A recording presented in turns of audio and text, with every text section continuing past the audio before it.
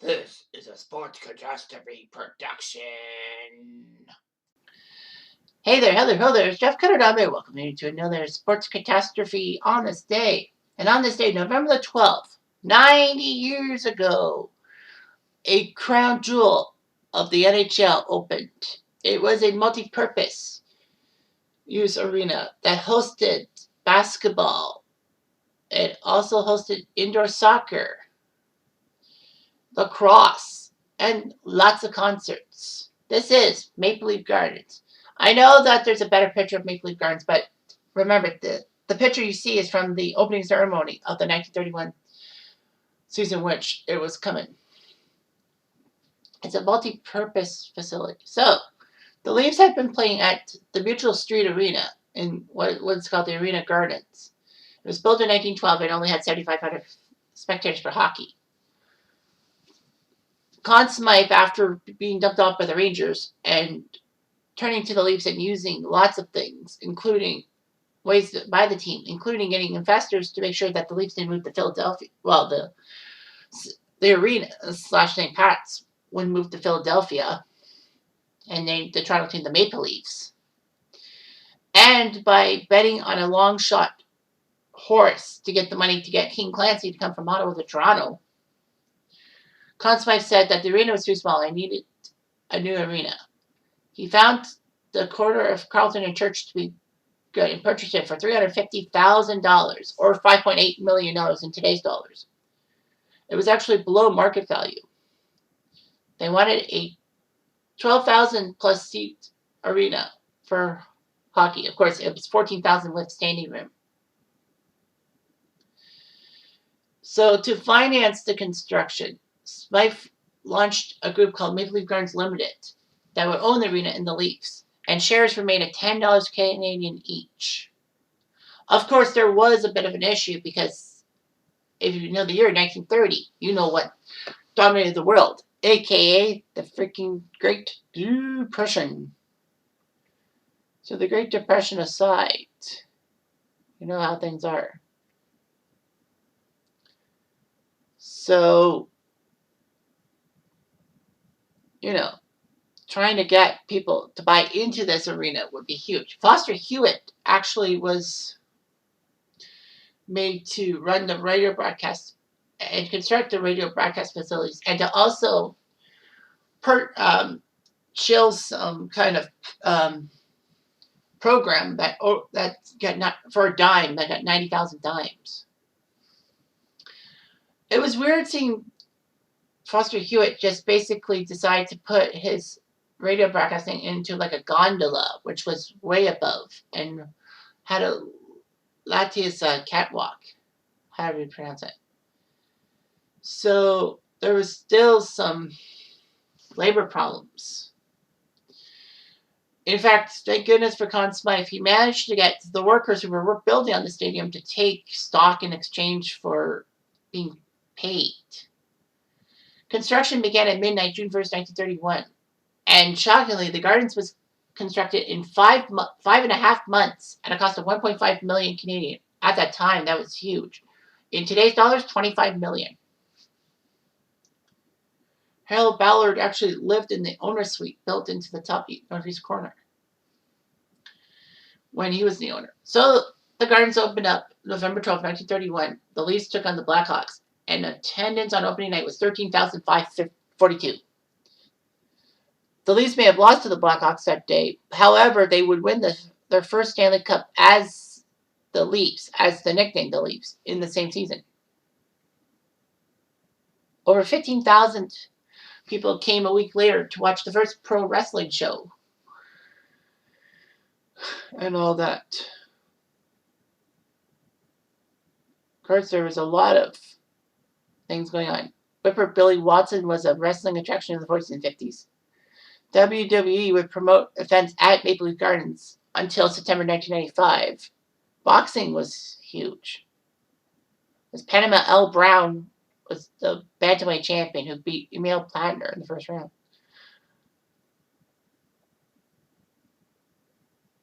Winston Churchill even addressed a large audience in 1932. There were a lot of war bonds rallies at the Gardens and all that. Maple Leaf Gardens was actually the site of the first Basketball Association of America / NBA game ever, as Toronto took on the New York Knicks. Yes, those New York Knicks, the Toronto Huskies. Toronto folded after just one season. And Maple Leaf Gardens became the first NHL rink to have plexiglass in the end zones of the arena. They also had a few other innovations, like a four-faced clock. Separate penalty boxes back in the 1960s. They did that because the teams wanted to share one penalty box. And then, what else was it? I don't know what the other stuff was. Anyway, it doesn't matter. So, anyway, there was a lot of things going around. The first rock and roll concert at the Gardens was 1956 with Bill Haley and his Comets. Elvis Presley did a few shows April 1957, which were the first ever concerts outside the U.S. for him. So Conn Smythe sold shares to the three-person partnership of Stafford Smythe, his son, Harold Ballard, and John Bassett. They would add seats to the Gardens. And the capacity was 16,485. They made the seats narrower so that Conn Smythe said only a young man can sit in them and only a fat old rich man can afford them. And then they even removed a portrait of Queen Elizabeth II for seats. Harold Ballard said, "She doesn't pay me, I pay her. Besides, what the hell position can a queen play?" Yeah, jeez. The leaves were so popular that Maple Leaf Gardens sold out every time from 1946 to 1999. It was the Carlton Street cash box because advertising was sold and placed throughout the building. The Beatles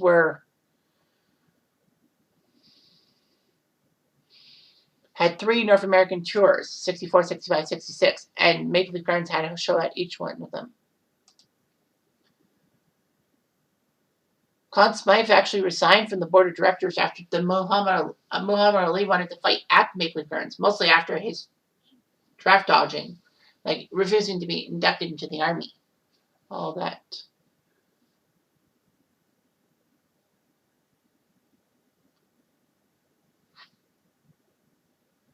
So, yeah, they got a lot of clocks and all that. But the worst part is that Ballard and Smythe, Stafford Smythe, were accused of stealing money from the corporation and avoiding income taxes by having Maple Leaf Gardens pay for their personal expenses. Of course, that was a massive mistake. Stafford would die months before being put on trial and all that. Ballard went to jail, allegedly, for a few years, but it wasn't in an easy. It was in a prison that basically treated him like a king, kind of sucked and all that. John Bassett was guilty of nothing.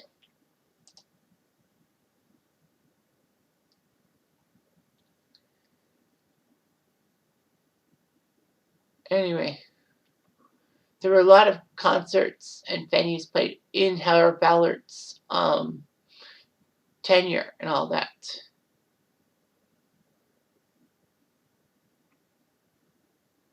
So it was amazing. I mean, the Ballard era, they still sold out the game, but the Leafs were not really that good, especially in the 1980s. The worst part for Harold Ballard is that he had his staff tear down Foster Hewitt's gondola and threw it in an incinerator for more seats for private boxes. It was terrible. I know that Foster Hewitt wanted to buy back his gondola, but no, it didn't work that way. So, they had an electronic scoreboard by 1980s. The Toronto Toros played a few years at Maple Leaf Gardens in the WHA, but because of Harold Ballard being a little bit stingent and forcing Bassett to use different seat cushions and a different dressing room and all that, he didn't want the WHA to play in his arena. I mean, because the WHA was stealing NHL talent and all that.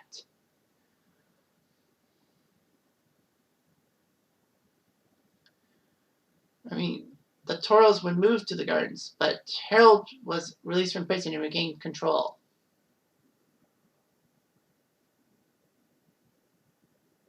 So, anyway, yeah. That forced Bassett to move the team to Birmingham from the Birmingham Bulls.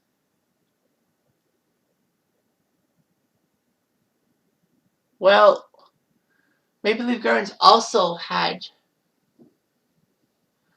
problems with sexual abuse because employees of the Gardens would sexually abuse young boys in the 70s and 80s. All that. One guy actually pled guilty to sexually abusing 24 boys and was sentenced to only 2 years in prison. But an appeals court increased Douglas's sentence to 5 years. All that. And then a former usher was convicted of sexually molesting 26 boys. He was a dangerous offender and would have probably been put in prison for the rest of his life, but he died in jail from a heart attack. And then another security guard got caught of sexual assault and an indecent assault.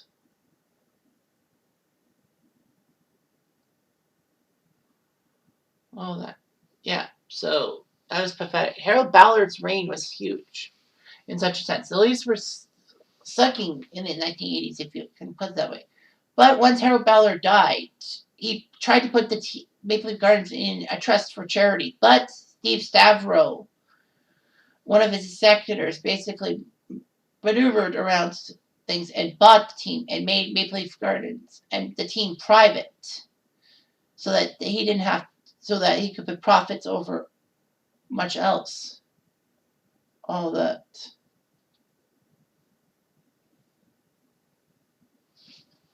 Of course, Maple Leaf Gardens was getting old, and by the 1990s, they needed a new modern arena to replace Maple Leaf Gardens because of all the new arenas having the private corporate boxes, and Maple Leaf Gardens can't compete with that.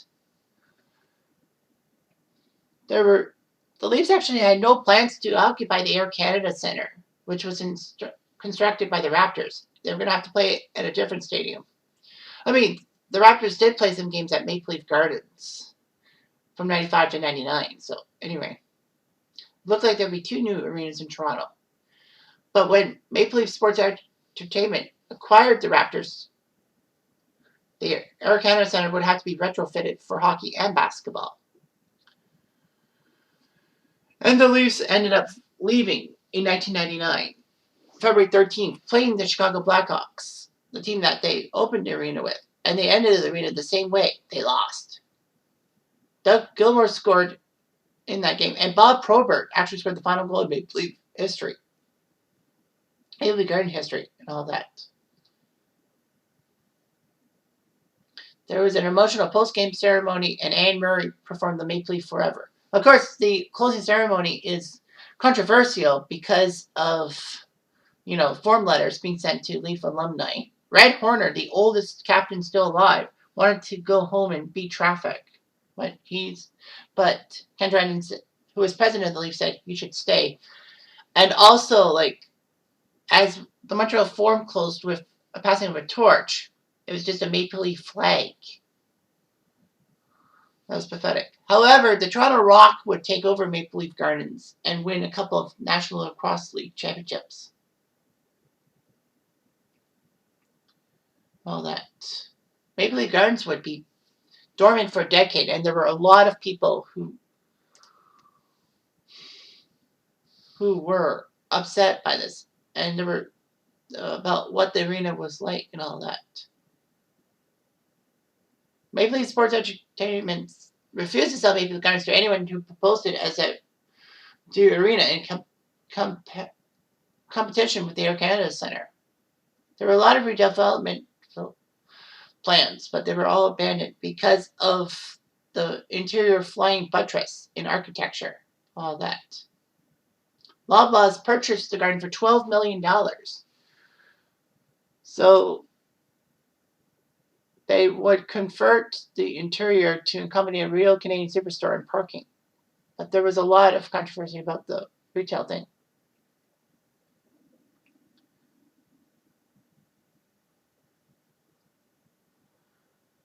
So anyway, the arena was actually the venue of the Battle of the Blades.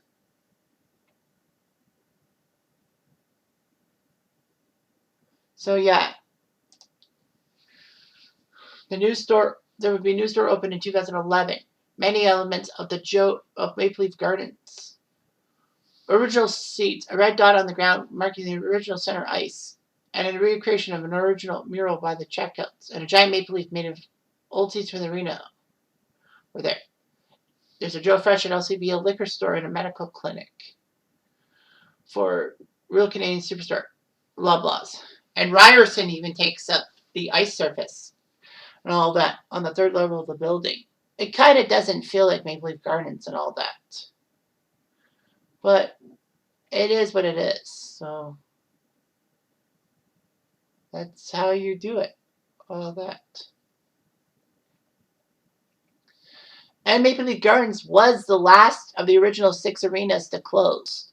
Detroit, New York's third Madison Square Garden was around from 1926 to 1968 before it was replaced by the 4th Madison Square Garden, which is not, of course, part of the original 6 arenas.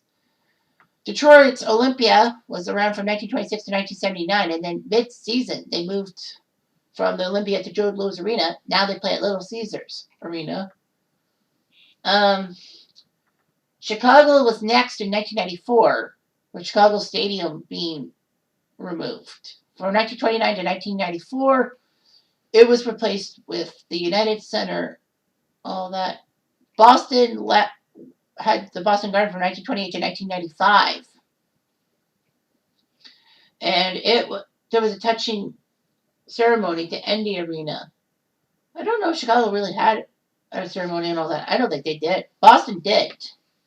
Because of former Boston player Norman Levely, who had a brain aneurysm and lost his promising career, but the fans knew who he was. And of course, the Montreal Forum, 1924 to 1996, and their elaborate post-game ceremony after they played Dallas. Should have been original 16. Regardless, Maple Leaf Gardens is still a crown jewel, and don't you forget. Anyway, I'm Jeff Diamond. I do.